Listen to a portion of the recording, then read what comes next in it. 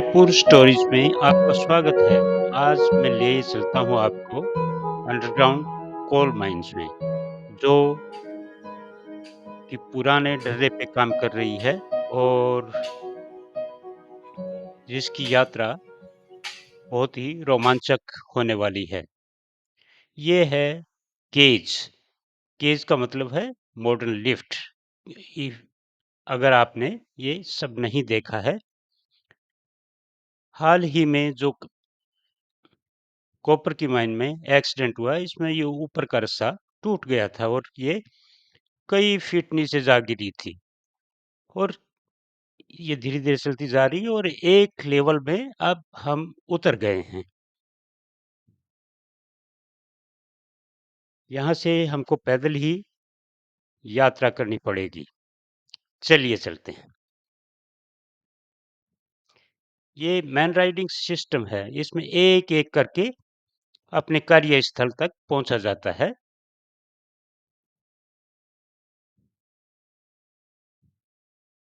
सिर पे टोपी और सब लोग अपने कार्यस्थल पे जा रहे हैं। इसमें कोई ऑपरेटर है, कोई माइनर है, कोई माइनिंग सरदार है। ये सब का अपना-अपना काम बँटा हुआ है। ये पुराने टाइप का सिस्टम है, बोर्ड एंड पिलर।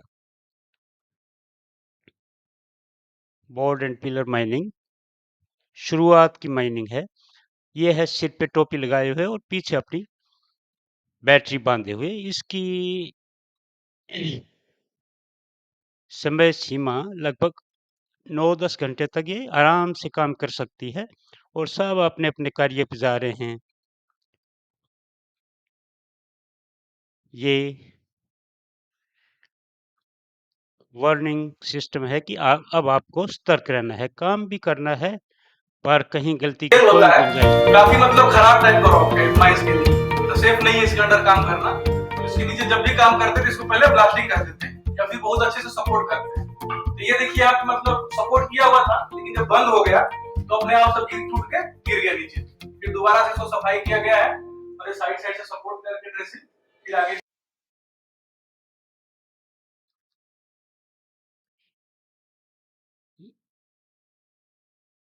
ये ड्रिल मशीन है।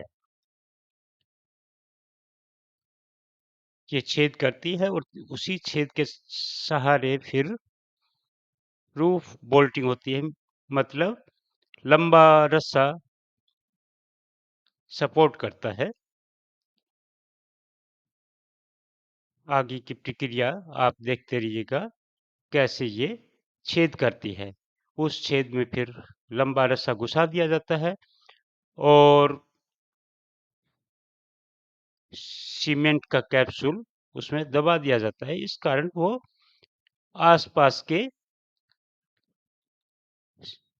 रॉक से पकड़ लेती है और इस छत उसी से सपोर्ट की जाती है और उसके नीचे घुस के कोयला निकाला जाता है। हाँ, ये छेद हो रहा है रस्सा डालने के लिए।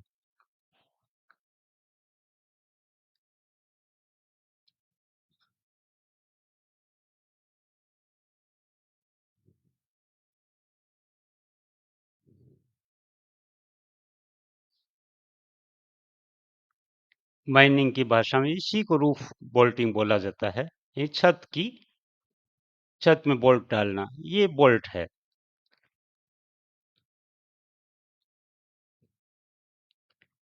जो छेद किया गया था उसमें ये घुसा दिया जाता है और फिर एक कैप्सूल दे दिया जाता है और कैप्सूल में सीमेंट भरी रहती है।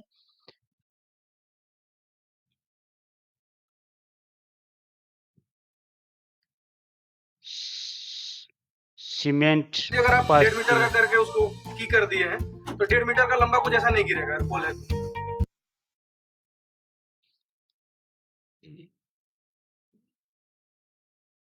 ये कैप्सूल है। पहले कैप्सूल घुसाया,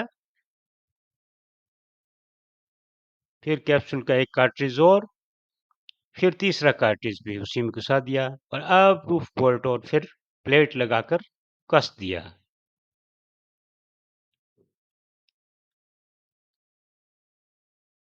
इस तरह ऊपर की छत अपने आप को आसपास के स्ट्रेटा से सहारा दे दी।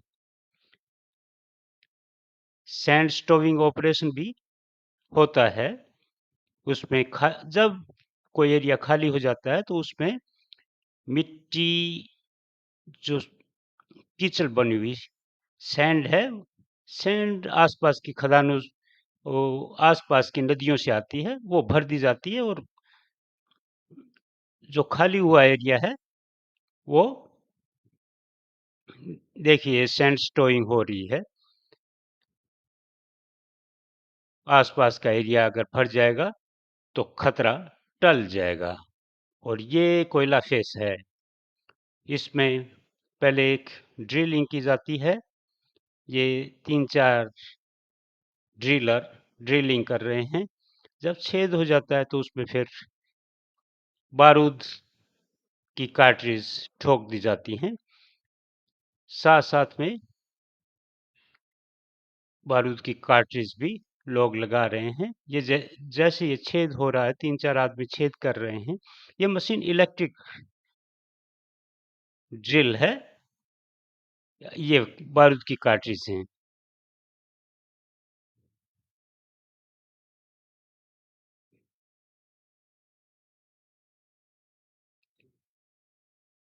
जो छेद हम किए थे उसमें ये घुसा दी जाती है और फिर ये तार बांध दिया जाएगा और तार सीधा एक्सप्लोडर से जुड़ जाता है।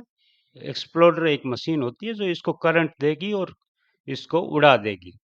ये एक खतरनाक ऑपरेशन है और इसमें एकदम सतर्क रहना है। कहीं गलती की कोई गुंजाइश नहीं। गलती का मतलब है मौत, अपने लिए या अपने साथियों के लिए। इसलिए चौकन्ना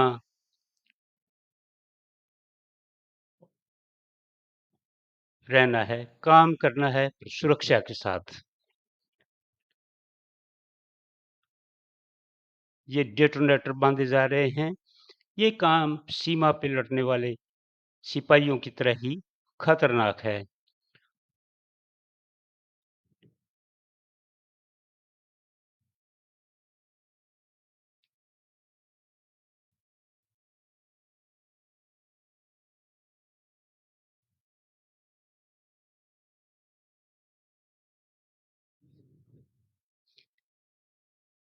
ये ब्लास्टिंग हो गई है और कोयले के टुकड़े टूटे हुए हैं और ये मशीन के सहारे आप धीरे-धीरे टब्स जो रेलवे जैसी छोटी-छोटी 1-1 टन की गाड़ियां हैं, उन्हीं में लोड कर दिए जाएंगे और उनको ऊपर खींच लिया जाएगा। ये देखिए, ये मशीन, ये अंडरग्राउंड टब हैं, इनको रोप के सहारे ऊपर खींच लिया जाएगा।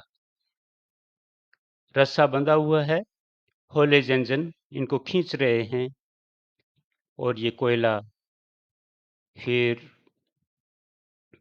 ऊपर सरफेस पे चला जाता है और वहां से रेलवे वैगनों में भर भर के देश भर के फायर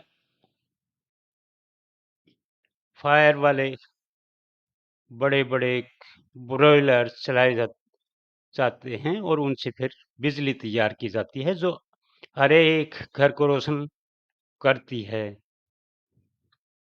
ये लोग खुद अंधेरे में रहते हुए देश को रोशन करते हैं।